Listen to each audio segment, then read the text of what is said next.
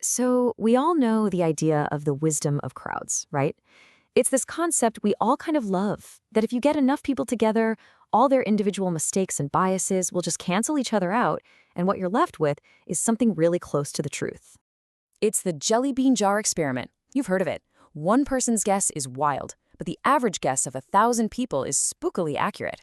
And it is a very comforting idea because it suggests that things like democracy, big data, even the internet itself are these amazing truth-finding machines. But what if that's just a comforting story we tell ourselves? What if, for the really big questions, the ones about genuine wisdom and deep insight, that entire model is completely and fundamentally broken? Our source for today's explainer makes a pretty radical claim. They argue that the crowd isn't just a bad tool for finding deep truth, it is structurally incapable of it. Now, that is a profound statement about the very nature of how human groups work. So, okay, if the crowd isn't designed to find truth, then what in the world is it for? Well, the argument is that its true purpose is something much, much more primal. You see, the crowd is an engine of aggregation. Its job is to smooth out all the weird edges, find the average, and create social norms that let large groups of people cooperate and survive. It's built for cohesion, not for clarity. And this right here illustrates the central conflict. The crowd works by averaging opinions and rewarding people for agreeing. But real insight, what our source calls enlightenment, is the total opposite. It's not about averaging. It's about removing the very filters and distortions that prevent us from seeing reality in the first place. And that's a very specific definition we need to hang on to. Enlightenment isn't about adding more knowledge. It is the collapse of distortion. It's about finally seeing what was already there, once you get rid of all the noise. And here's the paradox. The crowd needs that noise to function. So how does a crowd maintain this necessary distortion? How does it actually work? It works by subtly forcing every single one of us to prioritize performing our role in the group over actually perceiving what's real. The source actually breaks this down into two core controls, like an operating system for the group that make this whole thing happen. First, you've got pride. Think of pride as your personal and your group's bodyguard. Its job is to protect your self-image, your story. And any piece of information that threatens that identity or narrative, pride just kicks it to the curb. And then you've got shame. If pride is the bodyguard, shame is the enforcer. You know that gut punch feeling you get right before you're about to say something that could get you ostracized? That's shame doing its job. It's the electric fence that keeps you in line with the group's unwritten rules.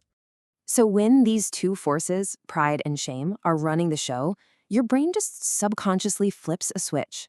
You stop trying to figure out what's true, and you start focusing all your energy on performing in a way that keeps you safe inside the group.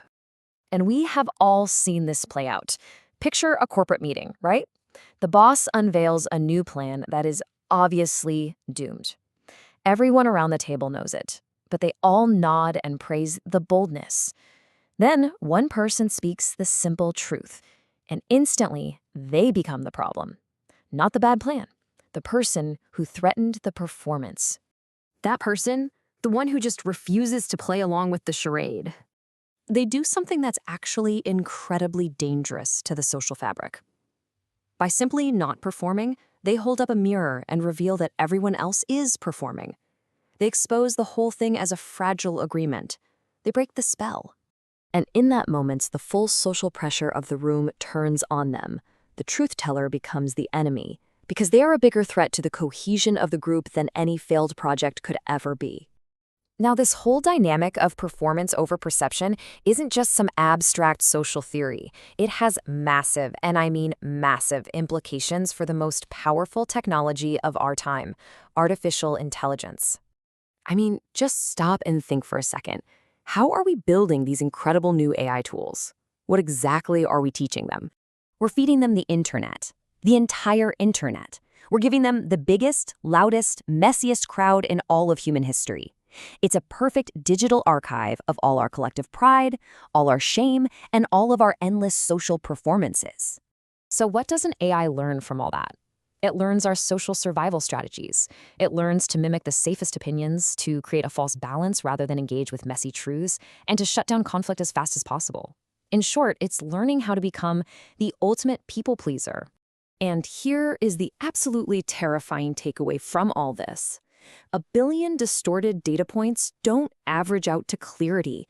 They average out to a highly refined, standardized, and incredibly convincing distortion.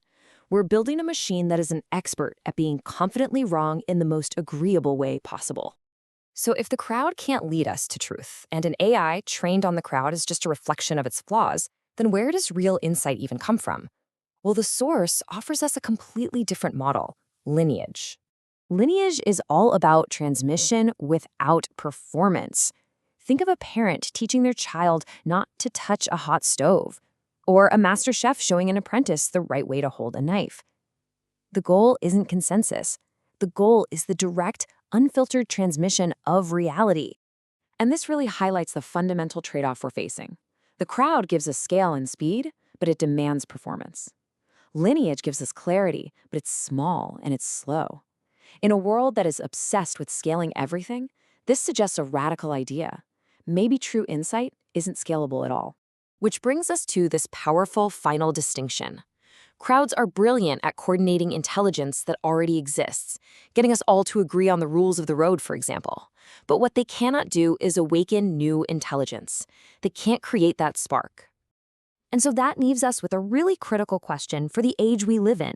As we build these ever more powerful AI models trained on our collective consensus, are we actually building a telescope to see reality more clearly? Or are we just building a high-tech kaleidoscope designed only to show us beautiful, endlessly repeating patterns of our own distorted reflections?